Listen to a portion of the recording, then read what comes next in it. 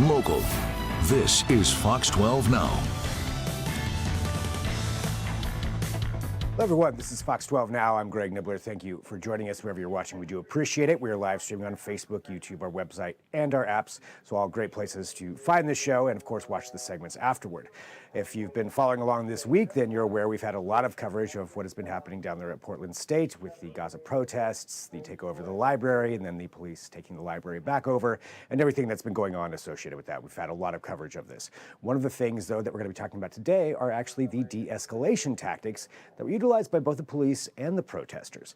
When you see these protests around the country, some of them have turned a little bit more violent than ours seem to have been. And we're going to discuss that and why that is and some of the reasons maybe behind that. Joining us right now, we have Randall Blazak from Cure Pacific Northwest, Cure PNW. And Randall, thank you, very much for being here today to talk about this. Obviously, there's a lot to discuss on every side of this issue. But to start off, just to give everybody a little bit of a context, would you mind filling everybody in just a little bit about yourself and Cure PNW? Yeah, Cure PNW is a federally funded project in the Pacific Northwest to find ways, community-based ways of reducing political violence. In the wake of 2020 and the sort of political polarity we've seen over the last few years, we know that things can ramp up into deadly violence when we get into these political conflicts on either side of the political spectrum. So we have a team that includes myself. I'm a sociologist who works in the area of hate crimes and hate groups to find ways of reducing sort of the political strife that becomes violent. And we've got a great team. I think of ourselves as sort of the superheroes of political violence that represent people from across the political spectrum with different types of skills for different types of communities. And we go into these communities, including in Portland, Vancouver, Oregon City, places where things tend to escalate pretty quickly, and find ways within those communities to bring the temperature down and to help people back away from choices that include violence. And like I said, sometimes this violence has been deadly. So we've got our work cut out for us, and Portland sort of drops these things in our laps. And the protest at the park blocks at the PSU library is a perfect example of where we need to deploy our resources to try to help calm things down and prevent violence from happening. When you look at protests, given what you do there with Cure PNW, when you look at protests around the country and some of the violence that happens elsewhere as well, does it seem, previously anyway, would it seem that Portland and the Pacific Northwest had a higher rate of that, or was it on par with what's happening nationally? I'm just curious about the comparison on that generally as a history of protests. In general, I mean, it's a good question. In general, Portland and the Pacific Northwest are kind of out front of protests. We're sort of the first ones to the pitch, as it were. On the protests around Gaza, particularly around the campus Occupy movement, it's really happening back east in Texas. We were seeing it in other places, and it felt like in a way that Portland was caught napping, or the activists in the Northwest were caught napping, but very quickly they joined the movement. And we know there's a contagion effect. I mean, this is one of the ways that we work on this project, is looking at violence as a contagion. And so there was a contagion of the protest on campuses. And when it happened here, it really happened. When you talk about that contagion, is that kind of the situation where you have maybe one or two people start acting out and doing something that's outside of the protest, and then other people go along with it? And correct me if I'm not understanding that correctly, but just to clarify what you mean by that with contagion. Well, there's a sort of an invitation. Things spread, like diseases spread. So this form of protest, how are we going to protest what's happening in Gaza?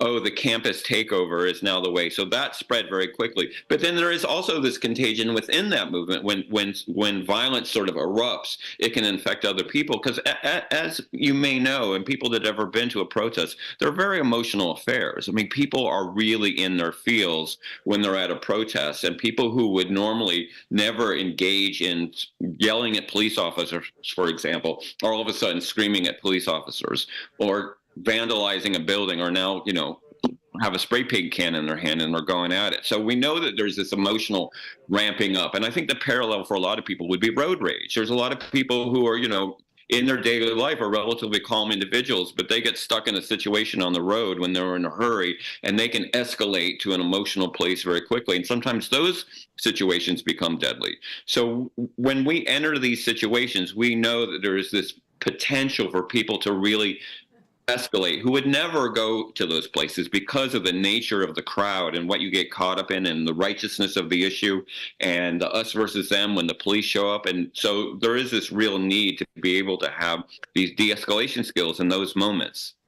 And discussing those de-escalation skills. So in these particular protests, which could still continue, but looking at it over the last week or so, what were some of the key tenets that you saw there that were utilized either by the police or the protesters to de-escalate these situations?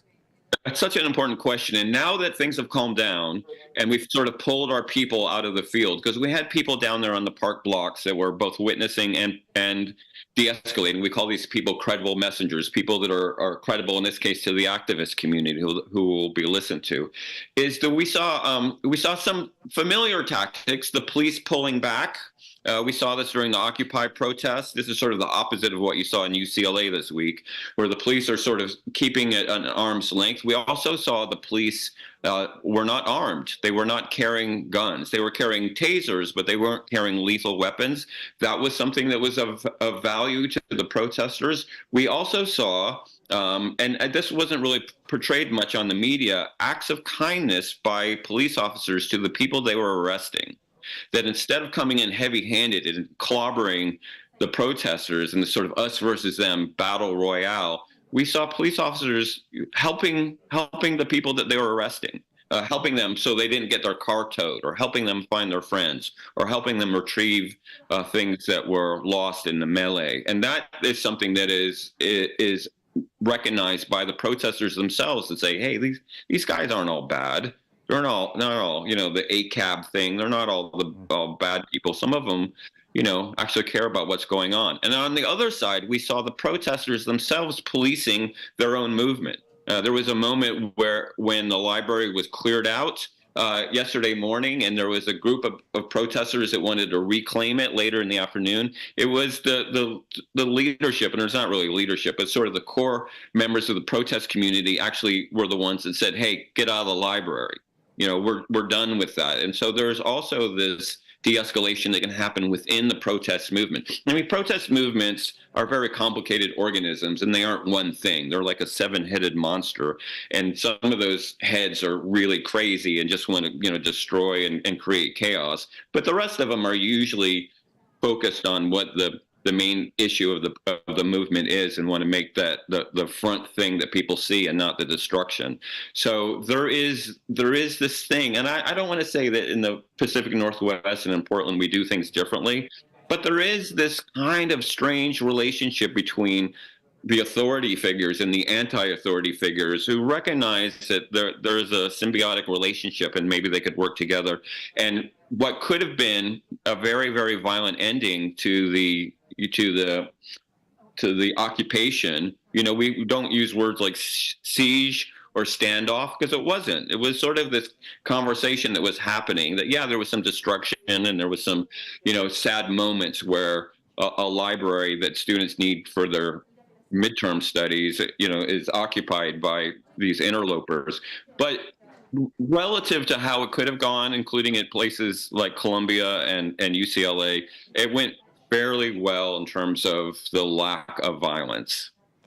A couple of things that you mentioned there. One of those, you're talking about that relationship between the authority, I guess, and the non-authority or the anti-authority, whatever that may be, protesters and police, generally in this situation.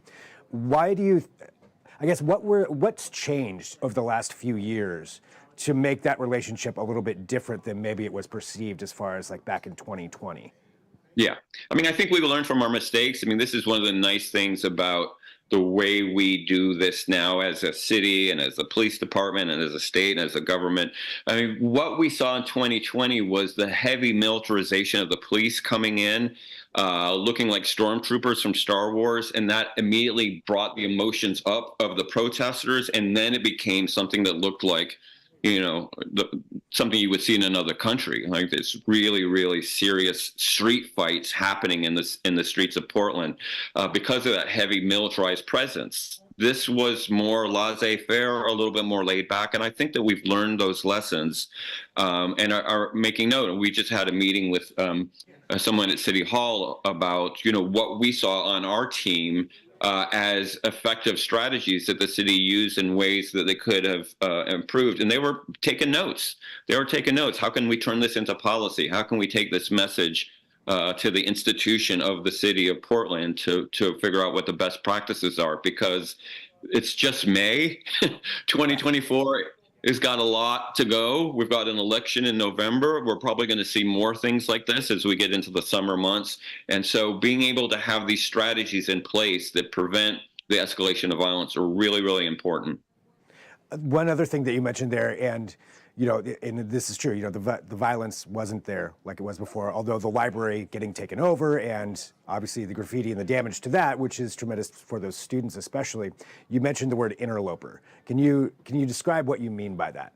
Yeah, well, there is this narrative that's out there about the quote unquote outside agitator, which is really problematic, and it's been used against protest movements, for 50 or 60 years. And in fact, the PSU is an urban university, and the protest started on the park blocks. And so there's always going to be a mix of students and non-students in protests like this, including when I was a student at Emory University in the 80s protesting apartheid. But having said that, there is a small group of very committed, self-proclaimed anarchists who are focused on larger issues than Gaza, if we can think of something larger than Gaza, or focused on sort of the power dynamics of society and the injustice of society as a whole. And they're the ones that sort of want to rage against the social structure that we have. And the focus really isn't Gaza. Gaza is just the vehicle to do that this week. And sometimes that voice can hijack a social movement or a cause or a point that's being made by protesters. And so those folks are both committed to ideas that we might all share around social justice, but also are often personality driven and really like conflict.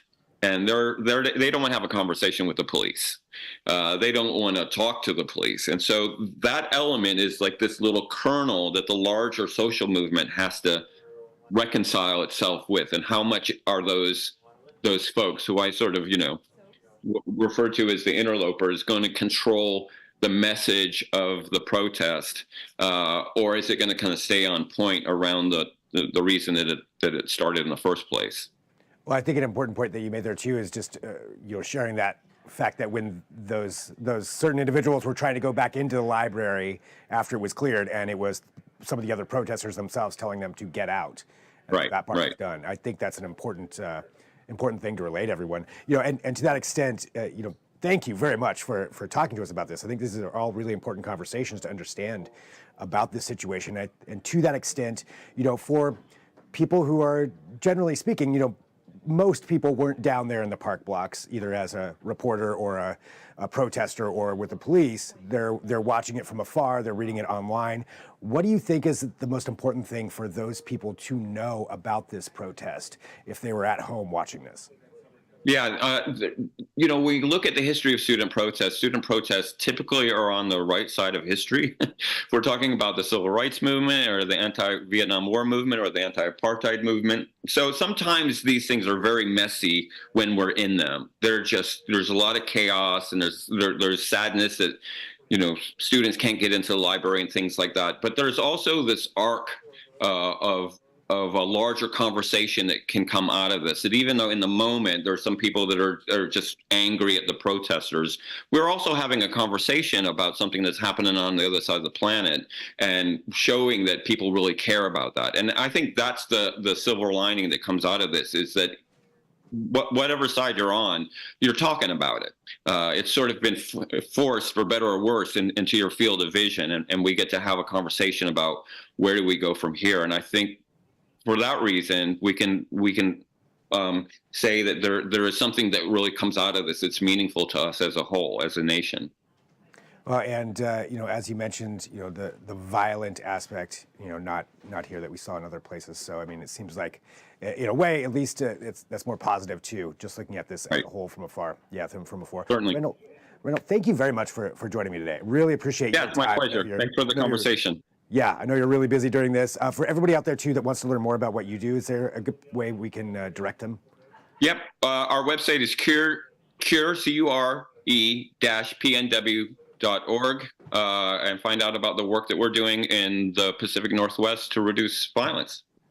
Randall, thank you very much. Really appreciate Great. it. My pleasure. All right, and for everybody watching too, this is Fox 12 Now, so thank you to Randall for joining us. We are here every weekday, so we get to have these longer form conversations as part of this show, so that means that you can join in. We cover a wide range of topics, including pertinent issues like this that really affect everyone, and really love having that. So thank you for watching. If you're watching on Facebook, YouTube, the website, or the apps. We do have more coming up here this afternoon. We're going to switch gears here in about 10 minutes or so. We've got the Fox 12 Weather Podcast video edition, so something a little different. As I mentioned, wide range of topics, but if there's breaking news, we'll have that as well. So we're going to reset. If you're watching live, I'll see you in about 10 minutes. If you're watching on the app, go check out the other segments as well. All right, thanks for joining us.